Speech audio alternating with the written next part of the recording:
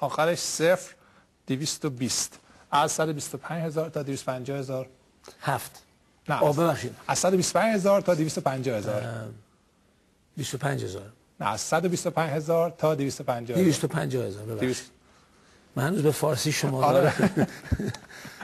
یه چیز دیگه از هوا، یه چیز دیگه از خیلی خنکه ولی هم خیلی بارون میاد، ولی من دوست دارم این هوا. اردبیل هم خوشگله، یه چیزی سبزتر از تهران دارم، ولی انشالله این هفته بهتر میشه. الان 3-4 روز تمرین نکردم اصلا، خب هوا هم عوض شده، اردبیل خنک بوده، ولی خب اولی نیم بعد بازی نکردیم ولی میتونیم بهتر بازی کنیم. آیا زندی میگن که فریدون زندی تو انتخاب باشگاهاش خوب عمل نمیکنه، خودت قبول داری؟ مثلا الان عضو چه باشگاهی هستی؟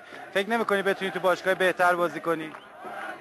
آره من خودم فکر میکنم میتونم تو تیم بهتر بازی کنم، ولی خب فوتبال هم بعضی وقت اینجوریه، خودم نمیتونم انتخاب کنم چی میخوام برم اون و خیلی آدم هم چیز به من دروغ گفتن قبلا.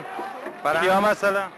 خب اسم الان نمیخوام بگم، ولی خب منم اشتباهی کردم قبلا، یه چیزی دیگه انتخاب نکردم، من وایسادم دیگه بد شد برای من، ولی خب این سال پیش بوده دیگه، فکر نمی‌کنم من فقط جلو نمیام. شاپورزاده اوضاع احوالت چطوره الان از نظر بدنی و جسمی، و اینکه یه بار آرزو کرده بود که به تیم ملی ایران دعوت بشی، از این فرصت چطوری می‌خوای استفاده کنی؟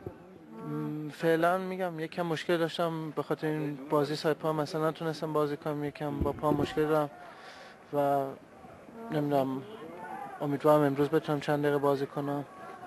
بله. امسال تو باشگاه آلمان چیکار می‌کنی؟ قراردادم از قصدک با قصدک تموم میشه و فکر کنم از قصدک هم برم. از کجا پیشنهاد داری؟ چند تیم هستن فعلا هنوز هیچی مشخص نیست، به خاطر اسمشون نمیتونی بگی؟ نمیتونم فعلا بگم. دوست نداری تو فوتبال ایران بازی کنی؟ میگم فعلا شانس خوبیه بتونم تو اروپا بازی کنم، بعداً نمیدونم، اما فعلا تو اروپا بازی میکنم.